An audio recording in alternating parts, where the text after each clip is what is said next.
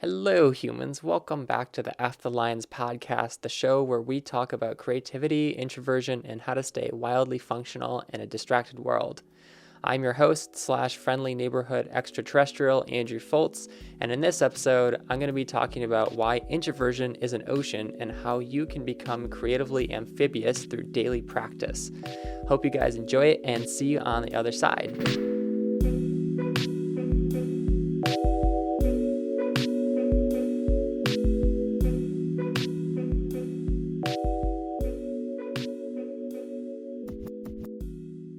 My new office building was right next to a homeless shelter, which wasn't a great sign, but I was desperate. After 2 years of freelancing from my mom's house, alarm bells were going off in my introvert brain like, must have alone time. When the realtor came to meet me at the front door, a guy tried to follow us in. My friend works on the second floor. His name? The inside of the building had this deserted post-apocalyptic vibe. I imagined myself slinging code by day and fending off zombies by night, but instead of zombies, we found squatters. I turned on the light of a conference room to find someone sleeping on the table. Sorry! By the end of the tour, I realized it was unrealistic to find a decent office space for $100 a month, and I drove home feeling hopeless. I don't want coffee shops or co-working spaces or my mom's house. I just want alone time, and I can't afford it. In 2010, I got addicted to introvert cocaine, aka having a dorm room to myself. I spent so much time writing, designing, and playing music that isolation became like oxygen. All good things come to an end, though, and when I took a copywriting job after college, I met my mortal enemy, the open office. I couldn't focus for more than 5 minutes without being interrupted by project managers, status updates, and pointless meetings. The lack of privacy made me so paranoid that when I quit and moved home a year later, I literally felt shell-shocked, like I was returning from a war zone. I had PTOD, post-traumatic office disorder. Compared to agency life, freelancing from my mom's house should have been pretty relaxing, but my social anxiety followed me back from New Jersey, and pretty soon everything was triggering it. First, I tried working in my room with the door closed. Then I started wearing headphones. Then I could only work when my mom was gone. Then I could only work when she was gone for multiple days. Finally, it got so bad that all I could do was sit frozen in my room and stare at the door. Please don't open. Please don't open. Please don't open.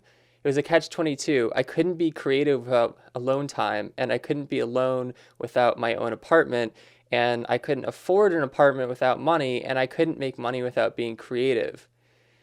After the office building fiasco, I decided to make my own apartment. I bought some black canvas on Amazon and hung it like a tent around my desk. Now, when someone opened the door, I wasn't exposed. Of course, the black hole, as my mom called it, was completely insane, but it worked. My creativity went back to normal for a few weeks. Gradually, though, anxiety slithered back in. Maybe I could put a lock on the door, or add another layer of canvas, or work out of a treehouse. There was no denying it. Introversion was drowning me, and I needed to swim for the surface. One day, I was toying around with narrating my comics as I drew them. I would start talking out loud, but when I put down the pencil 5 minutes later, I was narrating in my head. I didn't even notice the switch. Weird, I thought. It's like introversion is the ocean and extroversion is land. For me, getting out is much harder than getting in. This isn't super groundbreaking, but picturing myself as a dolphin flapping around helplessly on dry land made the problem a lot clearer. I couldn't keep retreating into my mind. I had to evolve. One thing the ocean metaphor taught me is that the whole introvert-extrovert classification is bullshit. It's a continuous scale. Believing you're one or the other actually traps you in that world.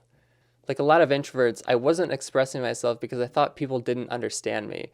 But the truth was, people didn't understand me because I wasn't expressing myself, or rather, I wasn't practicing expressing myself. The more I practiced, the more I realized that thought and action are not just different dialects, they're completely different languages. Did you know crocodiles can run up to 20 miles per hour? Crazy! That's kind of what it's like to be an ambivert. Sure, my natural habitat is in my head, but I'm a lot more dangerous on land than I used to be. It's not about changing who I am, I just strengthen my existing skills. I go to fewer events but put more energy in. I interact with fewer people but focus more intensely. I'm more vulnerable but less delicate, and I publish more work but give fewer fucks. Before, I was scared about talking about psychedelics and being interested in BDSM and having anxiety, but now I see that the more I put myself out there, the fewer weaknesses I have. I am at home in two worlds. Before you go morphing into an ambivert, let's get one thing straight. There's nothing wrong with introverting. Be honest and smile. Thanks for inviting me, but I'm doing X. Game over. If you're tired of your introversion holding you back, here's 3 steps that you can take. Number 1, know your territory.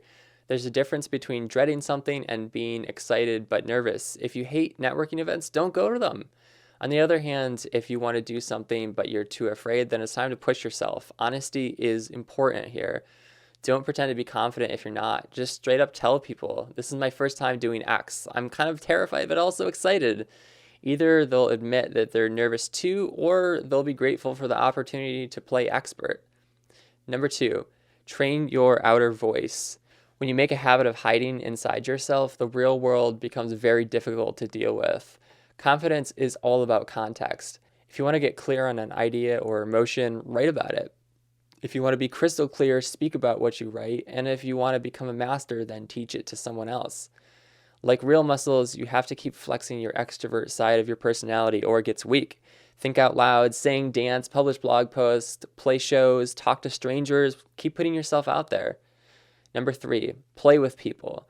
There's this myth that introverts hate small talk, but I don't buy it. I talk to myself all the time, and there is no way that all of those thoughts are interesting. Admit it, you talk to yourself about the weather. Small talk is not an end game, it's an invitation. When someone talks about the weather, what they're really doing is testing you. Are you open for business? Can we go deeper? If you feel trapped in a boring conversation, it's probably because you're not contributing any energy. You're sitting back and waiting for something interesting to happen instead of upping the ante and making it happen. Be playful. Be wild above water. So here's how you can take action with all of this. The easiest way to go from introvert to ambivert is to start a daily challenge. Low-hanging fruit might be starting a conversation with one stranger every day, vlogging for 5 minutes, or doing a quick improv sketch. So how can you evolve? What's something you can do to start flexing your muscles on a regular basis? Leave me a comment on Medium. You can find the link in the description. And as for my evolution recently, I started recording podcast episodes for all of my articles, which you're listening to right now. I get to work on my delivery, and it helps me realize when I'm writing in robot speak. How did I do in this article? I don't know, but I'm going to find out pretty soon. Stay wild, my friends, and I'll catch you next time.